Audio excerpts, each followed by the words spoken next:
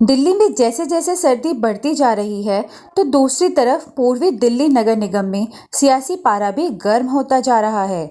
2022 दिल्ली नगर निगम चुनावों को लेकर आम आदमी पार्टी भाजपा को पार्किंग शुल्क और तमाम मामलों में घेर रही है, तो बीजेपी केजरीवाल सरकार को राजधानी में जगह जगह खुल रहे ठेकों को लेकर उसका विरोध कर रही है। साथ ही केजरीवाल सरकार दिल्ली में 50 लाख लोगों को अपने साथ जोड़ने के लिए अभियान भी चला रही है। देखिए यह रिपोर्ट।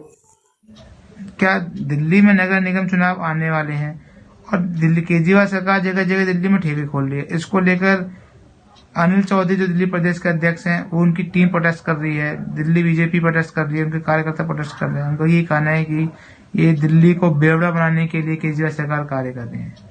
तो इस पर आपका क्या कहना है? देखिए, सबसे पहले तो मैं अपने दर्शकों को नमस्कार करना चाहती हूँ, सभी को मेरा नमस्कार। और दूसरा मैं न्यूज 24/7 को भी धन्यवाद करना चाहती हूँ जो समय समय पर हमारे पास नए मुद्दे लेकर के आते हैं। देखिए, सबसे पहले तो मैं आपको बताऊं कि जो शराब एक ऐसा चीज है जिसको कि आप बैन कर नहीं सकते। हर स्टेट में शराब, जहां पर बीजेपी की सरकार है वहां भी शराब की दुकानें हैं, वहां भी नए ठेके खोले जाते हैं, क्योंकि एक रेवेन्यू का बहुत बड़ा साधन है जिससे सरकार जो है अपना खर्चा निकालती है। लेकिन ऐसा नहीं है कि बिहार में, देखिए बिहार में बंद है, लेकिन क्या है, बिहार में बंद है तो क्या बिहार में शराब नहीं बिक रहे हैं? ब्लैक से बिक रहे हैं और ज्यादा बिक रहे हैं। इवन की लोग जो है वो नकली शराब पी करके मर भी रहे हैं। और यहाँ तो कोई ज्यादा नहीं, यहाँ तो जो पुराने ठेके थे, जो सरकारी ठेके थे उसको प्राइवेट कर दिया गया है और तो कोई चेंजेज हुआ नहीं है। और रही बात जगह जगह खोलने की, तो वही ठेके हैं जो प्राइवेट करके और नई नई जगहों पर जहाँ पर उनको जगह मिली है वहां पर उन्होंने खोल दिया। तो ये आप नहीं कह सकते हैं कि दिल्ली सरकार जो है वो शराब के नए ठेके खोल रही है। और दूसरा है कि देखिए, रेवेन्यू जो सरकार, सेंट्रल गवर्नमेंट है वो हमें सहायता नहीं करती, दिल्ली सरकार को, केजरीवाल जी को हेल्प नहीं करती है वो, तो हम उससे हमारा रेवेन्यू आता है जिससे कि बहुत सारी चीजें जो फैसिलिटी हम पब्लिक को देते हैं वो हम दे रहे हैं। एक सवाल और ये है कि पार्किंग शुल्क को लेकर आम आदमी पार्टी पूर्वी दिल्ली नगर के नेता विपक्ष मनोज त्यागी वो सारे जो आम आदमी पार्टी निगम पार्षद हैं और कार्यकर्ता हैं वो प्रोटेस्ट कर रहे हैं। उन्होंने सिविल सेंटर पे भी कल प्रोटेस्ट किया था। तो आपको लगता है कि बीजेपी जो इस तरह के काम कर रही है वो सही कर रही है, और या फिर आम आदमी पार्टी बेमतलब के मुद्दे जानबूझ के बना रही है? देखिए, आप तो पार्किंग शुल्क बढ़ाने की बात कर रहे हैं। उन्होंने तो पूरा का पूरा जो नॉर्थ एमसीडी है उन्होंने तो पूरा 13-14 पार्किंग बेच दी, उन्होंने प्राइवेटाइजेशन कर दिया, उसको बेच दिया उन्होंने। जहां से उनको रेवेन्यू आ सकता था वो उन्होंने बेच दिया है। और अब क्योंकि मैंने आपको पीछे भी कहा था कि बीजेपी सिर्फ पैसा कमाना जानती है, खर्चा नहीं करती है, वो पैसा कमाती है। पैसा कमाने के लिए उसको जिस स्तर तक जाना चाहे वो जाती है। सेंट्रल गवर्नमेंट भी देखिए सब हर चीज को प्राइवेट कर रही है। और अभी जो निगम में जितने भी हमारे पार्षद और जितने भी बीजेपी के लोग हैं वो केवल पैसा कमाने में लगे हुए हैं और उनका कोई उद्देश्य नहीं है। पूरी दिल्ली बीजेपी का ये रहता है तरीका कि वो अपने पार्षदों को दोबारा से टिकट नहीं देती है। तो ये माना जाए कि जितने भी बीजेपी के निगम पार्षद हैं उनको पता है कि अगली बार उनको टिकट नहीं मिलना है, उनको आना नहीं है, तो सिर्फ वो क्या पैसा कमाने के लिए अलग अलग तरीके से चीजें निकाल के ला रहे हैं? जैसे अभी इन्होंने मंदिरों गुरुद्वारों पर भी टैक्स का फरमान जारी कर दिया था जिससे कि पैसा उनके पास है। नहीं तो आप बताइए ना कि बीजेपी क्यों नहीं देती है? अपने पुराने पार्षदों को क्यों नहीं दे रही? इसलिए नहीं दे रही क्यों? वही अपने एरिया में काम नहीं करते हैं, वो सिर्फ पैसा कमाना जानते हैं, पैसा लेते हैं। इवन कि हमारे यहाँ तो दिखते भी नहीं है। आज तक तो हमने अपने विधायक को नहीं देखा है, पार्षद को तो आप छोड़ दीजिए।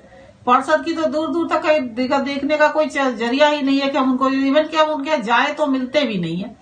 तो फिर आप कैसे कह सकते हैं कि जब जो बीजेपी जो है जो अपने पुराने पार्षद, जो सिटिंग पार्षद है उनको देगी?